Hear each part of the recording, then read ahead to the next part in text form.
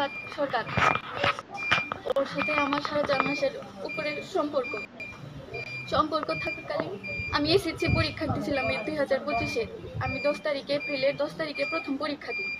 শনিবারের দিন পরীক্ষা দিব, ওই রবিবারে পরীক্ষা, মঙ্গলবারে পরীক্ষা ছিল। শনিবার 12 তারিখ এপ্রিলের আমার ফোনে বলছে আমি তোমার আমার সাথে পরিচয় করে দিব, পরীক্ষার পরে বিয়ের প্রস্তাব নিয়ে যাবো তোমার বাসায়। আমার বলছে, আমি সরল মনে আসছি। আসার পরে গেট যখন খুলছে, গেটের ভিতরে ওদের বাসার ভিতরে যায়, দেখেন অবস্থা কেমন বাসার। মানে যারা ক্রাইম করে ওরাই মনে হয় বাসা এরকম ভাবে বানায় যে একটা বাসার থেকে বেরোতে 3-4 রাস্তা লাগে।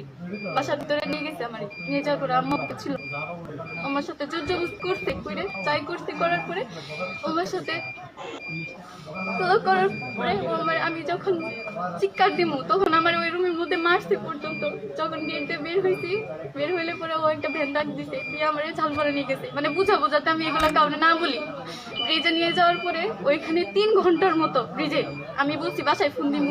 আমার এর আগে ফোন ছিল, ওই ফোনটা পানির মধ্যে ফেলে দিচ্ছে। সব এভিডেন্স ওই ফোনের মধ্যে ছিল, সব ওই পানির মধ্যে ফোন ফেলাই দিছে।